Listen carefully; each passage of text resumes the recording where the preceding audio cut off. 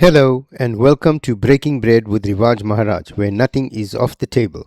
For today's episode, I wanted to talk about the status of the defense pact that was signed between Saudi Arabia and Pakistan.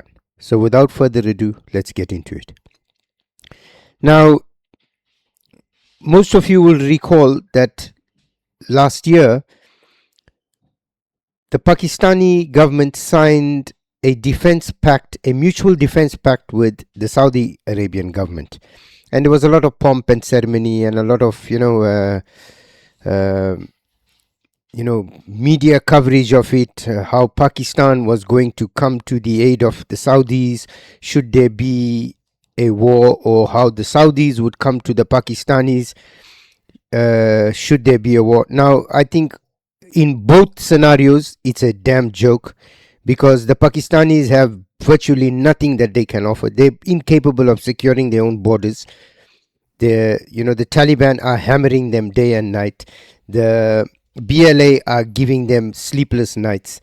They tried their tricks against India, and India hammered them to kingdom come in Operation Sindoor. So from the Pakistani perspective, I think it's a bloody joke.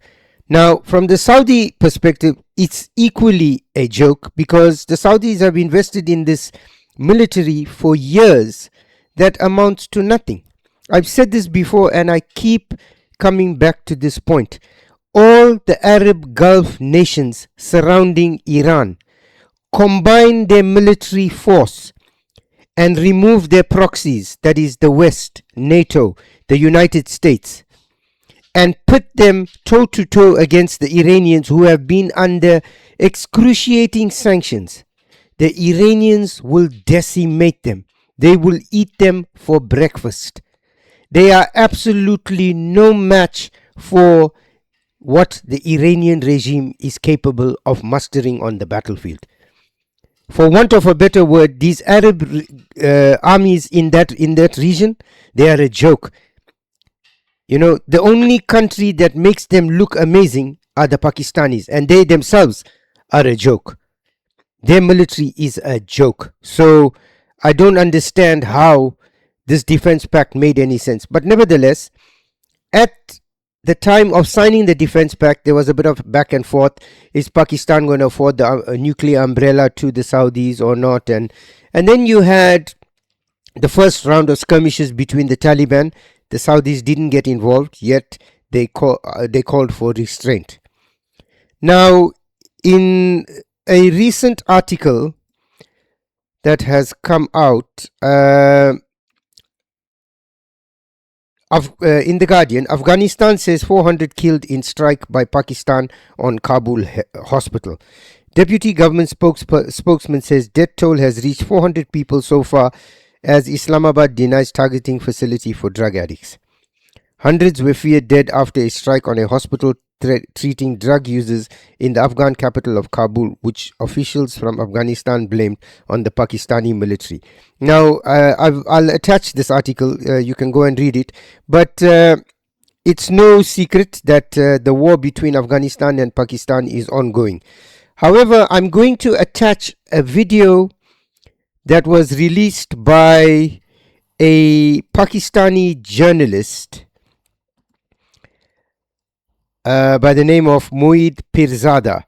And in this video, he talks about how when the Biden administration was still in power in the United States, the Pakistani establishment under, Shehbaz Sharif and Asim Munir approached the Americans. They wrote a letter to the Americans saying that Pakistan is the 5th most populous nation on the planet, the 2nd most populous Islamic nation.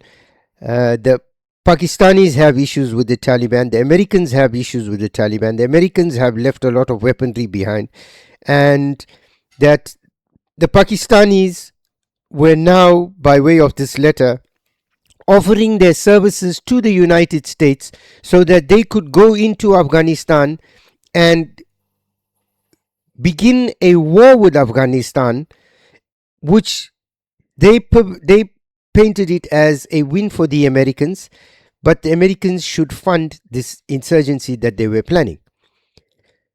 And you can have a listen to it.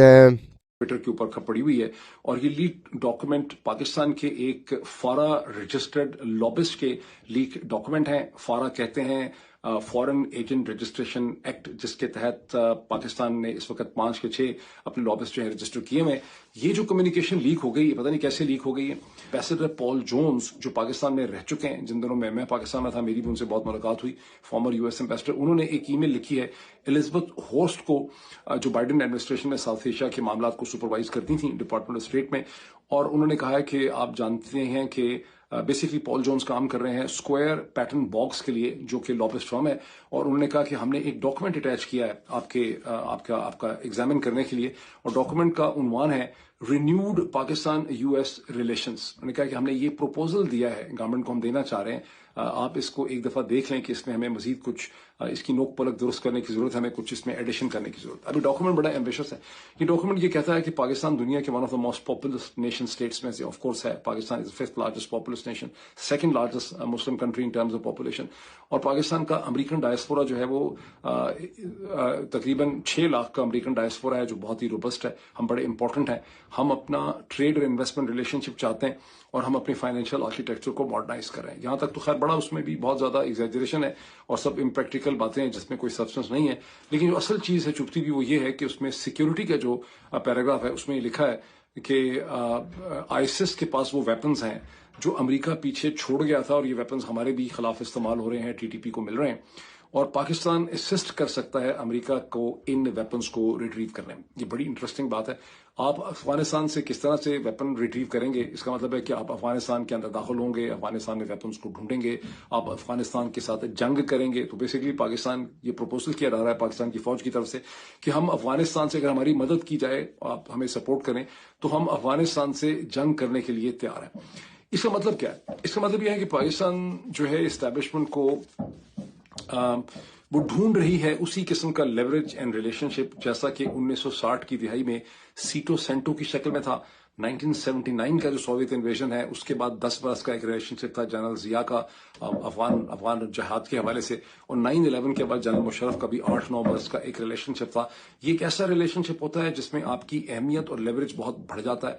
आपके साथ military और intelligence cooperation होती है, आपको financial मदद भी मिलती है, आप बड़े अहम जो है वो हो जाते हैं. सो जनरल आसिम मुनीर मसलसल उनकी टीम कोशिश कर रही है कि इसी किस्म का एक रिलेशनशिप उनको एक बार फिर मिल जाए, कम से कम अगले 10 साल जो है वो आसानी से गुजर जाए. इस स्टेज पे मैं ये भी कहूंगा कि पाकिस्तान के 99.99% लोग, जिनमें मैं भी शामिल था बहुत अरसे तक, वो सबका ये ख्याल है कि पाकिस्तान न्यूक्लियर जोहरी ताकत बन गया. अमेरिका की रेजिस्टेंस के बावजूद हमने बड़ी बहादुरी दिखाई, हम बड़े स्मार्ट थे, हमने ये वाला दौबेज किया. But the reason I'm saying this is because this defense pact that the Saudis and the Pakistanis had signed, if you recall last week, the Saudis had called up the Pakistanis and asked them to intervene because Iran was now hitting Saudi Arabia. In fact, currently as we speak, Saudi Arabia has released statements saying it has defended its sovereignty against multiple drone and missile strikes from Iran, and that is current. So we know that the Saudis are struggling. We know that they can't rely on the Americans because the Americans are bogged down in the same war. So this is where this defense pact was meant to have come in. And then you had Shehbaz Sharif go to, affirm the commitment to the Saudis. You had Asim Munir make his trip there to Saudi Arabia to give his commitment. However, I've come across some breaking news in NDTV where their sources are indicating that the Pakistanis are dragging their heels on this assistance to the Saudis, and it is really peeved the Saudis off. Getting the CNN News 18 mega exclusive. As per Intel sources, they are indicating to us that there is a growing amount of frustration in Saudi Arabia over the absence of visible military support coming in from Pakistan and the Pakistani army during the ongoing regional conflict in West Asia. Even as tensions escalate between Iran, the United States and parts of West Asia, Pakistan has opened a different front, intensifying Operation Ghazab Lil Haq against Tehreek-e-Taliban Pakistan and the Taliban fighters there in Afghanistan. There are targets inside Afghanistan that we are learning of, but so far there is no military assistance that has been given to Saudi Arabia. At least that is the version that's coming in from Saudi Arabia, where they in fact are suggesting that there is growing frustration despite the strategic partnership that Saudi Arabia has with Pakistan, the military tie-up that they have with, in fact, Pakistan. So far, there is any visible military support that has been absent from Pakistan coming in for Saudi Arabia. My colleague Siddhant Mishra with all of that information. Siddhant, exclusive intel that in fact suggests this growing frustration in Saudi Arabia over Pakistan. Well, that's right, Greha. In fact, Manoj has got this very interesting piece of information for us that Saudi Arabia is upset with Pakistan and Pakistani army seeing nowhere during the war. In fact, on the other end, they are targeting Afghanistan, hitting at TTP targets. Pakistan's response in Iran war is very slow and restrained. Pakistan's calibrated restraint exposes Pakistan's unwillingness of Saudi-Pakistan Strategic Defense Pact. Despite treaty commitments, Islamabad avoids direct military role in Iran and Saudi escalation. Border conflicts and domestic pressure shape Pakistan's cautious stance on Riyadh's crisis. In fact, during high-level engagements such as Asim Munir visited Riyadh and met Saudi Defense Minister Prince Khalid bin Salman, it was confirmed coordination on measures to halt Iranian strike. Pakistan has stopped short of deploying forces, providing direct combat support or activating full mutual defense obligations. In fact, official statement when Shehbaz Sharif met MBZ, the official statement from Sharif's office and spokesperson like Musharraf Zaidi emphasized unquestioned solidarity and readiness to aid no matter what. This measured posturing is coming from a deliberately created pressure on Durand Line. Pakistan has risk of Iranian retaliation against our nuclear armed neighbor sharing a border, domestic sectarian sensitivities given Pakistan's Shia's population. This is Pakistan's broader pattern of strategic ambiguity and multi-alignment. In these formal pacts, secure immediate gains like financial aid, oil credits from Gulf states, military hardware from China or past US assistance. Sources say actual fulfillment remains conditional on core national survival priorities of Pakistan. So this has always been the case, Greha, with Pakistan, because they, on the face, they like getting involved in the politics of West Asia. But actually, when it comes to be standing there with those countries or fighting with them, perhaps Pakistan will nowhere be seen. So they brokered deal with them, as Manoj is reporting, money, investments, oil credits, etc., etc. But actually, when Saudi Arabia needs Pakistan, they are nowhere to be seen. Now, the Pakistanis are caught between a rock and a hard place because they cannot go into Iran. If they do, they risk open rebellion within their public, because there's a sizable Shia population within Pakistan. You've seen what happened when Ayatollah Khamenei was taken out by the Americans. The Pakistani Shia public stormed the American embassy. I think something like 11 or 20 people, Pakistani citizens, were shot and killed. Some allegedly by the Pakistani police who arrived late to the scene, and some by US Marines.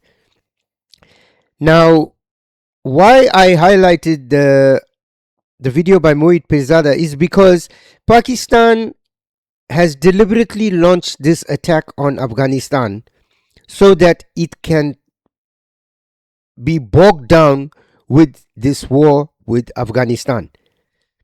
Because if the Pakistanis were not involved in Afghanistan, they have basically no leg to stand on when they want to deny going into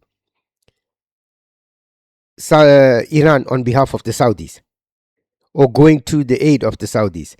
So it's, the Pakistanis are playing a very duplicitous game. This is a game they've always played. They've taken money from the Americans to help fight the Russians while emboldening attacks against the Americans by, funding the Mujahideen. They've taken money from the Americans during the Afghan war and helped the Taliban take out American assets in Afghanistan. So they've always played this duplicitous game, and the Americans are even more stupid to keep falling into that trap. Nevertheless, you now have a situation where the Saudis are pissed off, the Pakistanis are not prepared to intervene. It's a do or die crisis for them, because if they go into Iran on behalf of the Saudis, firstly, the Iranian military will smash the daylights out of the Pakistani military, and secondly, from within Pakistan, all hell will erupt because of the sizable Shia population that they have. However, I suspect the Saudis have quite a few trump cards that they play. Don't forget, the Saudis are the ones that helped fund the Pakistanis when they were ambitious enough to go and develop their nuclear bombs. So the Saudis have a stake in that. But also a sizable portion of Pakistan's foreign currency that comes into the country comes by way of remittances from Pakistanis employed within the Gulf states, and a lot of them are in Saudi Arabia. So if the Saudi economy is being hit, and if the Pakistanis are not willing to play ball, I suspect at some point the Saudis are going to say there's no work in the country, and they're going to send all the Pakistani nationals back to Pakistan, which then means that the Pakistani revenue is going to take a big hit. As it stands, they are in dire straits. There's no funding coming from the Chinese. The Saudis have refused to give them funding. Fuel prices are rocketing every day. Food prices are out of control. There's no electricity. School days are shortened. School weeks are shortened. Business weeks are shortened. There's no amount of woe that the average Pakistani citizen is facing. And that is where my sympathy lies, with the average Pakistani citizen, because they are the ones that are bearing the brunt of this reckless and duplicitous nature that their military, their intelligence service, and their government perpetrates. When the penny will drop on this populace that they are used as cannon fodder, and that they are insignificant in the eyes of their own people?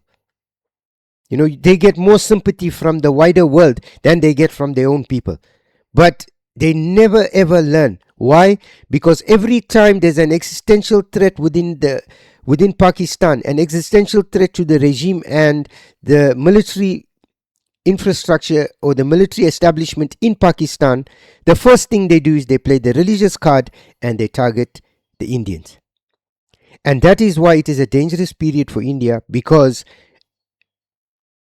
Pakistan is like a cornered cat that is on its last breath.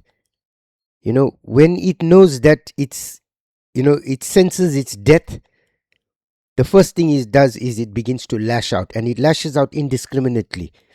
And it's unfortunate, but when Pakistan lashes out indiscriminately, it's against no other country but India. So the Indian government and the Indian military need to keep close watch on what is going on, because a jittery Asim Munir and Shehbaz Sharif means that they open the tap to all kinds of unsavories and violence that they want to release onto the Indian public across the border. This is the disgusting nature of this, absolutely disgusting regime in Pakistan. It's sad, but it does exist. I want to thank you for spending time with us. We look forward to seeing you in the next episode. Please remember to like, share, and subscribe, as it helps us with the algorithm and it helps our channel to grow.